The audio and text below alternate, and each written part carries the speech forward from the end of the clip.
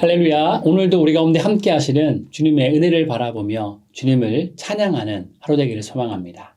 함께 찬송가 85장 찬양하시면서 1월 31일 수요일 새벽 예배를 시작하도록 하겠습니다.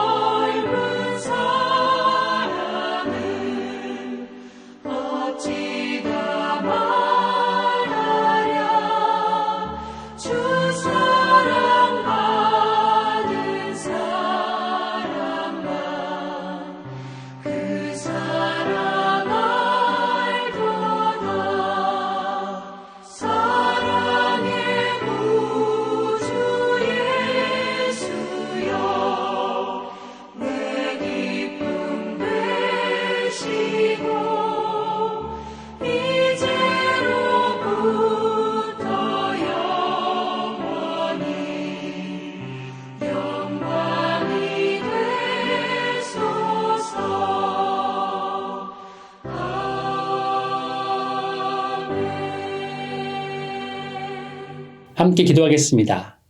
주님 감사드립니다. 오늘도 우리 삶 가운데 함께 하심에 감사드립니다. 늘 쉴만한 물가로 푸른 초장으로 인도하시는 그 하나님의 은혜를 마음껏 누릴 수 있는 삶을 살아갈 수 있도록 우리 삶 가운데 함께 하시고 우리를 인도하여 주시옵소서. 1월의 마지막 날입니다. 연초에 세웠던 계획이 무너지는 것이 아니라 다시금 시작할 수 있도록 우리의 마음을 일으켜 주시고 다시금 도전하여서 우리 연말에 우리의 믿음의 고백을 우리의 정말 달려갈 길 다 바치고 하나님께 영광을 올려드리는 삶이 주님께 올려드릴 수 있도록 우리를 붙잡아 주시옵소서. 우리 삶 가운데 함께 하시고 우리를 이끌어 주시는 주님을 찬양하며 주 예수 그리스도의 이름으로 기도드립니다. 아멘. 함께 말씀 보도록 하겠습니다. 오늘의 말씀은 요한복음 9장 24절에서 41절까지 말씀입니다. 이에 그들이 맹인이었던 사람을 두 번째 불러 이르되 너는 하나님께 영광을 돌리라. 우리는 이 사람이 죄인인 줄 아노라. 대답하되 그가 죄인인지 내가 알지 못하나 한 가지 아는 것은 내가 맹인으로 있다가 지금 보는 그것이니이다. 그들이 이르되 그 사람이 내게 무엇을 하였느냐? 어떻게 내 눈을 뜨게 하였느냐? 대답하되 내가 이미 일렀어도 듣지 아니하고 어찌하여 다시 듣고자 하나이까? 당신들도 그의 제자가 되려 하나이까? 그들이 욕하여 이르되 너는 그의 제자이나 우리는 모세의 제자라. 하나님이 모세에게는 말씀하신 줄을 우리가 알거니와 이 사람은 어디서 왔는지 알지 못하노라. 그 사람이 대답하여 이르되 이상하다. 이 사람이 내 눈을 뜨게 하였으되 당신들은 그가 어디서 왔는지 알지 못하는도다. 하나님이 죄인의 말을 듣지 아니하시고 경건하여 그의 뜻대로 행하는 자의 말은 들으시는 줄을 우리가 아나이다. 창세 이후로 맹인으로 난 자의 눈을 뜨게 하였다 함을 듣지 못하였으니 이 사람이 하나님께로부터 오지 아니하였으면 아무 일도 할 수 없으리이다. 그들이 대답하여 이르되 내가 온전히 죄 가운데서 나서 우리를 가르치느냐 하고 이에 쫓아내어 보내니라. 예수께서 그들이 그 사람을 쫓아냈다 하는 말을 들으셨더니 그를 만나사 이르되 내가 인자를 믿느냐? 대답하여 이르되 주여 그가 누구시오니이까? 내가 믿고자 하나이다. 예수께서 이르시되 내가 그를 보았거니와 지금 너와 말하는 자가 그이니라. 이르되 주여 내가 믿나이다 하고 절하는지라. 예수께서 이르시되 내가 심판하러 이 세상에 왔으니 보지 못하는 자들은 보게 하고 보는 자들은 맹인이 되게 하려 함이라 하시니 바리새인 중에 예수와 함께 있던 자들이 이 말씀을 듣고 이르되 우리도 맹인인가? 예수께서 이르시되 너희가 맹인이 되었더라면 죄가 없으려니와 본다고 하니 너희 죄가 그대로 있느니라. 아멘.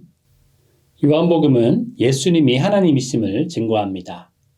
사도 요한은 요한복음에서 예수님이 곧 하나님이시라는 것을 반복적으로 우리에게 전하고 있습니다. 요한복음은 예수님께서 에고 에임이라고 하시는 말씀을 7번이나 기록하고 있죠. 에고 에이미는 헬라어로 I am, 나는 무엇이다 라는 말씀입니다. 대표적인 것이 요한복음 6장에 나는 생명의 떡이다 라는 말씀입니다. 그리고 요한복음 8장에서는 나는 세상의 빛이다 라고 말씀하셨죠. 전체 7가지의 에고 에이미를 모두 합치면 예수님이 생명 되신다는 것으로 의미가 모아집니다. 그리고 또 인상적인 것은 하나님께서 모세에게 자신의 이름을 말씀하신 출애굽기 3장 14절에서 나는 스스로 있는 자라고 말씀하시는데 여기에 사용되어진 이름이 히브리어로 야훼입니다. 그런데 히브리어로 된 출애굽기 3장 14절을 헬라어로 번역한 70인역은 야훼를 에고 에임이라고 번역하였습니다. 스스로 있는 자를 나타내는 구약의 야훼를 헬라어로 바꾸면 에고 에이미가 된다는 사실과 요한복음에서 예수님은 7번이나 자신을 에고 에이미로 말씀하시는 것은 무척이나 의미심장합니다.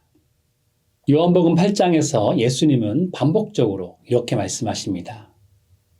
내가 그인 줄 믿지 아니하면 너희 죄 가운데서 죽으리라. 너희가 인자를 들어올리는 그때에야 너희는 내가 그인 줄 알게 되리라. 진실로 진실로 내가 너희에게 말하노니 아브라함이 나기 전부터 나는 있느니라. 여호와 야훼 하나님이 에고 에이미를 선포하고 계시는 예수님이십니다. 예수님이 바로 하나님이신 것이죠. 이 진리를 요한복음은 우리에게 말씀하고 있습니다. 그런데 요한복음은 이와 반대로 하나님과 예수님이 완벽한 하나이심을 거부하는 유대인들의 모습을 대비하여 보여줍니다. 사실 소경의 시력을 회복시키는 것은 메시아가 와서 보여줄 것이라고 유대인들은 기대하던 기적이었습니다. 요한복음을 연결해서 보면 예수님께서 하나님과 하나이심을 말씀하신 요한복음 8장 이후부터 요한은 하나님이신 그리스도를 마음에 모시고 있지 않으면 영적인 소경이라는 것을 강조하고 있습니다. 요한은 소경의 눈을 뜨게 하신 오늘 말씀의 기적을 통해서 중요한 메시지를 우리에게 전하고 있는 것이죠. 눈먼 소경은 오히려 예수님을 구주로 하나님으로 믿고 있지만 바리새인들은 오히려 정반대의 길을 걷고 있습니다. 바리새인들의 영적인 눈은 감겨져 있고 아예 눈을 뜰 생각도 하지 않으면서 예수님을 거부하고 있는 것이죠. 그래서 오늘 말씀은 믿음의 성숙은 자신이 영적인 소경임을 인정하는 것에서 시작된다는 것을 말씀합니다. 오늘 본문 24절에서 바리새인들은 소경을 두 번째 불러서 눈을 뜨게 된 사건을 조사합니다. 왜 두 번이나 조사하고 있을까요? 눈을 뜨게 된 사건의 이야기를 이미 사실 그대로 모두 들었지만 예수님을 인정하지 않기로 결정했기 때문입니다. 메시아가 와서 보여줄 것이라고 믿었던 소경의 눈을 뜨게 하는 기적을 예수님께서 행하셨음에도 불구하고 예수님을 인정하지 않으면서 계속 의심의 마음을 품고 있었기 때문에 영적인 소경의 상태를 자처하게 된 것입니다. 그렇기에 바리새인들은 요한복음 8장에서 예수님께서 보여주셨던 예수님과 하나님이 완벽한 하나 되심을 부인하는 것에서 멈추지 않습니다.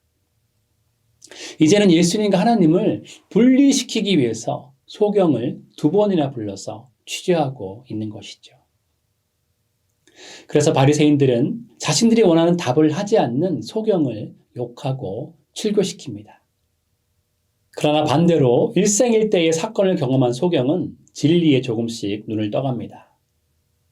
소경은 거린이었고 문맹이었지만 오늘 본문의 소경의 말 속에 진리가 있음을 보게 됩니다. 소경은 31절에서 하나님은 죄인의 말을 듣지 않으신다는 명제를 제시합니다. 그리고 33절에서 날 때부터 소경된 자신의 눈을 뜨게 해주셨으니 하나님께로부터 왔다고 증거합니다. 얼마나 명쾌하게 진리를 증거하고 있습니까? 이 말에 바리새인들은 다른 말을 할 수도 없고 오히려 궁지에 몰렸기 때문에 사회적으로 소외계층인 소경을 출교시키는 일밖에 할 수 없었던 것이죠. 소경이었던 이 사람은 이 사건에 내재되어 있던 신학적인 이슈에 대해서는 전혀 아는 바가 없습니다. 그러나 그는 분별력 있게 그리고 담대히 자신의 간증을 고백합니다. 시력을 회복한 동시에 영적인 시력도 밝아진 것이죠.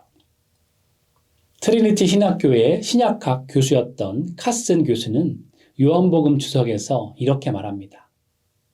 점점 더 증가하고 있는 눈뜬 소경의 담대함과 냉소적인 재치는 그의 평범한 은사, 즉 상식에서 기인하고 있습니다.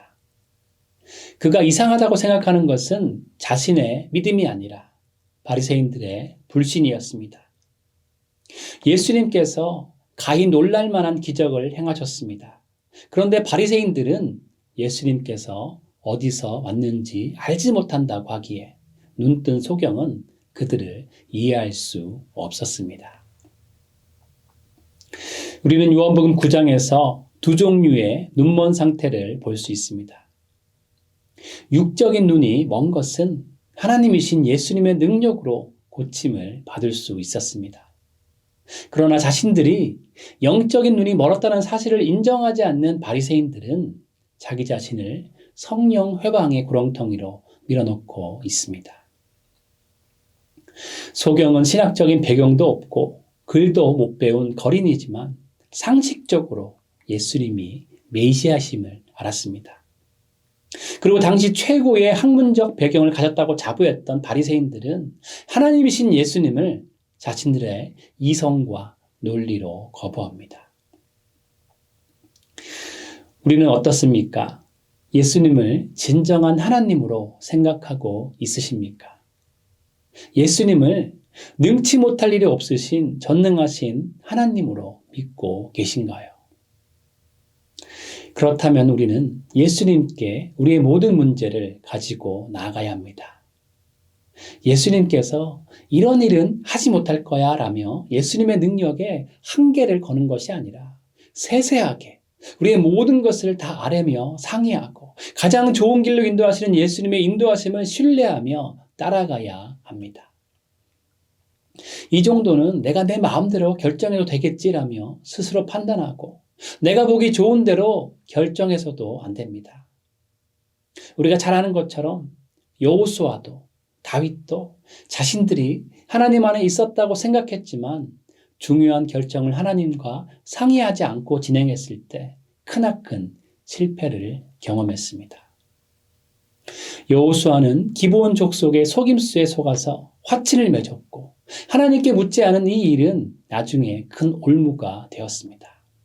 다윗은 전쟁을 시작할 때 전쟁에 나가야 할지 말아야 할지를 하나님께 묻지 않았습니다. 다윗도 마찬가지로 하나님께 묻지 않은 이 일이 크나큰 대가로 돌아왔습니다. 우리는 우리의 모든 것을 아시는 예수님께 숨김없이 나아가야 합니다. 이 정도면 되겠지가 아니라 모든 것을 다 아시고 모든 것을 다 해결할 방법을 가지신 분께 숨김없이 가감없이 모두 아뢰고 인도함을 받아야 합니다. 또한 우리는 하나님 앞에서 여전히 영적인 소경임을 인정해야 합니다. 우리의 신앙의 연륜이 아무리 높다고 해도 우리는 하나님 앞에서 여전히 연약하고 유한한 존재입니다. 아무리 오랜 시간 동안 신앙생활을 했어도 우리가 모르는 영적인 부분들이 여전히 많습니다. 그러나 누구든지 자신이 영적으로 연약하다는 것을 인정하는 사람은 영적인 것을 볼 수 있게 됩니다.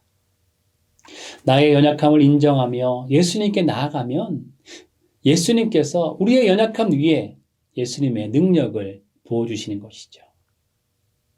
그러나 영적으로 소경된 상태에 있으면서도 그 사실을 부인하는 사람은 결코 빛을 볼 수 없게 됩니다. 사랑하는 여러분 모두는 내가 진심으로 예수님을 전능하신 하나님으로 믿고 있는지, 하나님이신 예수님을 온전히 의지하며 신뢰하는 삶을 살고 있는지 매일매일 체크하심으로 밝은 영의 눈으로 우리에게 날마다 임하시는 예수님의 충만한 은혜와 사랑을 맛보시며 사시는 귀한 삶 되시기를 축원드립니다. 믿음의 성숙은 믿음을 계속 선포할 때 성숙되어 갑니다. 오늘 말씀 속에 눈뜬 소경은 믿음이 점점 커져가고 있는 모습을 하고 있습니다. 사실 소경은 처음에는 예수님이 누구신지 몰랐습니다. 소경은 자신을 고쳐준 사람의 이름이 예수라는 것만 알고 있었죠. 그러나 소경은 자신이 눈을 떴다는 것을 알아본 사람들과 이야기를 나누고 바리새인들과 대화를 나누면서 예수님이 누구신지 확실하게 깨닫게 되었습니다. 그래서 요한복음 9장 17절에서 눈뜬 소경은 바리새인들 앞에서 예수님을 선지자라고 고백합니다. 예수님의 실체를 알게 되니까 예수님에 대한 고백이 바뀌었습니다. 바리새인들에게 선포하는 눈뜬 소경의 이 고백은 믿음을 기초로 한 담대한 신앙의 고백입니다. 그리고 요한복음 9장 전체를 보면 이 눈뜬 소경의 믿음이 점점 성숙되어 가는 것을 보게 됩니다. 오늘 본문은 눈뜬 소경이 다시 예수를 만나 이야기를 나누면서 예수님을 온전히 믿는 사람이 되었음을 증거합니다. 오늘 말씀에서 예수님에 대한 눈뜬 소경의 믿음의 절정을 보게 되죠. 38절 말씀에 주여 내가 믿나이다 라는 고백은 눈뜬 소경의 최고의 믿음의 고백입니다. 여기서 주여라는 말은 헬라어로 큐리에입니다. 이 큐리에라는 고백은 히브리어 성경으로 보면 야훼입니다. 눈뜬 소경은 예수님을 하나님으로 믿고 있다는 고백인 것이죠. 예수님을 참 구원자로 고백하는 것입니다. 눈뜬 소경의 이 믿음의 고백은 지금까지의 믿음의 성장과 발전의 모습을 보여줍니다. 믿음은 계속 고백할 때 커져갑니다. 믿음은 계속 활용함으로 성숙되어 갑니다. 중요한 것은 성경은 맹신이 아니라 바른 믿음을 요구한다는 것입니다. 그렇게 예수님이 누구신지 진리 안에 깨닫고 예수님이 누구이신지 진심으로 고백해야 하는 것이죠. 그리고 계속 믿음으로 고백하며 그 믿음을 계속 활용해야 믿음이 성장하는 것입니다. 믿음의 정의를 4가지로 간략히 정리할 수 있습니다. 첫 번째는 믿음은 꼭 잡는 것입니다. 두 번째는 믿음은 액면 그대로 받아들이는 것입니다. 그리고 세 번째, 믿음은 온전히 내어 맡기는 것입니다. 그리고 마지막 4번째는 순종하는 것이 바로 믿음입니다. 우리는 지금 예수님을 진정으로 믿고 예수님을 나의 구주라고 고백하며 살고 있는지 나 자신을 되돌아봐야 할 것입니다. 믿음과 신념은 다릅니다. 믿음에는 항상 인격적인 대상이 있습니다. 다시 말하면 하나님과 예수님과 성령 하나님을 인격적으로 만나서 깊이 알며 믿을 때 이것이 참 믿음인 것이죠.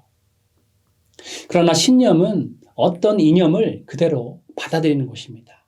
예를 들면 새마을 운동처럼 하면 된다라는 것은 신념인 것입니다.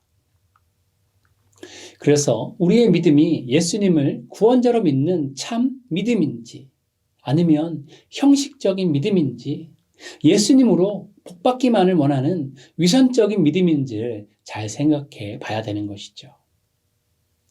참 믿음은 눈뜬 소경이 예수님을 다시 만난 후에 고백한 주여 내가 믿나이다 라는 진정한 고백이 있습니다. 진정한 고백이 있는 사람은 그 고백 속에 간증이 담겨 있습니다. 그래서 우리의 고백은 매일매일 계속 되어져야 하는 것이죠. 그 고백 속에 예수님을 꼭 붙잡고 있는 간증이 있어야 합니다. 그 고백 속에 예수님의 말씀을 있는 그대로 받아들이는 간증이 있어야 합니다. 그 고백 속에 예수님께 우리의 모든 것을 다 내어 맡기는 간증이 있어야 합니다. 그리고 그 고백 속에 예수님께 전적으로 순종하는 믿음의 간증이 있어야 합니다. 사랑하는 여러분은 매일 믿음의 간증을 고백하고 계신가요?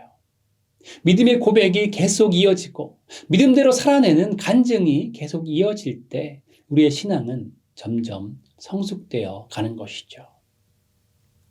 사랑하는 여러분의 신앙이 믿음을 계속 고백하고 활용함으로 믿음의 성숙을 이루시는 귀한 삶 되시기를 주님의 이름으로 축원드립니다. 마지막 세 번째로 그리스도를 향한 참된 믿음은 항상 예배로 연결됩니다. 예수님께서 소경을 직접 찾아오셔서 부르시고 고쳐주셨습니다. 이 사건을 통해서 소경은 육의 눈뿐만 아니라 영의 눈도 떠졌습니다. 예수님께 큐리에라고 이 믿음의 절정의 고백을 하고 있는 눈뜬 소경은 예수님이 어떤 분이신가에 대한 통찰력이 점점 커지면서 이제 확실히 예수님을 구주로 고백하고 있죠. 38절 말씀을 다시 보면 눈뜬 소경은 주여 내가 믿나이다 라고 고백한 후에 예수님께 절을 하고 있습니다. 진정한 주님께 구세주이신 예수님께 경배를 드리고 있는 것이죠.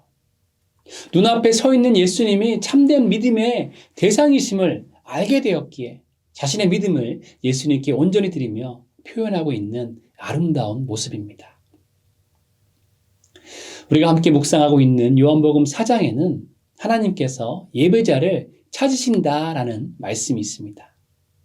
그런데 이 38절에 사용된 단어는 요한복음 4장에서 하나님께 예배를 드린다라는 문맥에서도 동일하게 사용됩니다.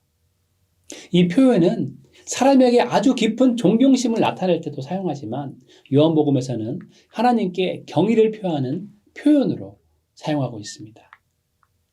38절의 눈뜬 소경의 고백은 이미 예수님께서 하나님께로부터 오셨다는 것을 인식하고 있는 고백인 것이죠. 그리고 이제 한 걸음 더 나아가서 하나님께 표해드리는 경외심을 예수님께 보여드리고 있습니다. 영의 눈이 뜨여져서 예수님을 온전히 알아가고 예수님께 삶을 드리고 이제는 예수님을 하나님으로 여기며 경배하며 예배하고 있는 것입니다. 이용규 선교사님께서 쓰신 내려놓음이라는 책이 있습니다. 그 책에 벌러르라는 한 자매의 이야기가 나옵니다. 선교사님이 어느 교회에서 예배를 드리고 있는데 그 벌러르라는 자매가 땀으로 뒤범벅이 되어서 교회로 뛰어들어왔습니다. 자초지종을 알고 보니까 이 자매는 몇 시간 전에 소를 잃어버려서 이리저리 찾으러 뛰어다녔다고 합니다. 그런데 시간을 보니까 예배 시간이 거의 다 되었답니다. 그래서 소를 버려두고 예배드리러 들판을 가로질러 교회로 뛰어온 곳입니다. 몽골에서는 소가 삶의 기반이고 재산 목록 1호입니다. 당시 그 소 한 마리가 보통 사람의 1년치 월급과도 같았다고 합니다. 더군다나 이 자매는 예수님을 믿은 지 몇 달밖에 되지 않았습니다. 그러나 이 자매는 예배의 중요성을 깨닫고 있었기 때문에 소를 포기하고 교회로 달려온 것입니다. 그런데 놀라운 것은 예배를 마치자마자 교회 밖에서 소 울음소리가 들리는 것입니다. 잃어버렸던 소가 예배당으로 찾아온 것입니다. 이 자매는 소를 잃어버렸을 때 소를 찾는 기쁨을 포기하고 예배의 기쁨을 선택했습니다. 그런데 하나님은 예배의 기쁨과 소를 찾는 기쁨 모두를 얻게 하셨습니다. 이 이야기를 내려놓음이라는 책에서 보면서 저는 진정한 예배가 무엇인지 잔잔한 감동을 받았습니다. 여러분은 하나님께서 우리를 부르셨음을 믿으십니까? 하나님께서 소경된 우리를 친히 부르셔서 우리의 영의 눈을 뜨게 하신 것을 인정하십니까? 그렇다면 우리는 하나님과 예수님이 완벽한 하나 되심을 인정하고 성숙한 믿음으로 영과 진리 안에 예수님을 예배해야 합니다. 우리의 믿음은 예배로 나타나야 합니다. 눈뜬 소경이 예수님 앞에 엎드리듯이 자신은 출교당해서 삶이 막막할지라도 예수님에 대한 믿음과 신앙을 선포하며 예수님께 삶을 내어 맡기듯이 우리도 우리를 구원해 주신 예수님께 납작 엎드리는 예배자의 자세가 필요합니다. 혹시 스스로 의롭다고 생각하시면서 하나님 앞에 서기에 충분한 자격이 있다고 생각하고 계신가요? 만약 그렇다면 그 사람은 하나님의 진리의 빛이 죄된 모습을 환히 비춰주시는 은혜가 절실하게 필요한 사람입니다. 우리를 창조하시고 우리를 죄악에서 끌어올려 주셔서 구원의 역사를 이루시는 하나님 되신 예수님 앞에 우리는 너무나 연약한 존재임을 다시 한번 고백하며 엎드리는 예배의 회복이 그 삶 가운데 필요합니다. 이용규 송사님께서 쓰신 책에 나오는 이 한 자매의 이야기처럼 구원의 감격이 있으면 내가 구원받은 것이 세상과도 바꿀 수 없는 엄청난 은혜인 것을 깨달으면 생명을 다해 예배의 자리를 지키는 것입니다. 나의 연약함을 인정하고 참 하나님 되신 예수님에 대한 참 믿음 가운데 성숙한 신앙으로 성장하고 있다면 진실로 예수님 앞에 엎드리는 예배자가 되는 것이죠. 그렇기에 예수님을 향한 참된 믿음을 가진 사람은 신령과 진리로 기쁨과 감격 속에 예배드리는 삶으로 나타나게 되는 것입니다. 예배는 의무가 아닙니다. 예배는 축복입니다. 예배는 우리가 예수님을 만나고 예수님을 누리는 진정한 복된 자리입니다.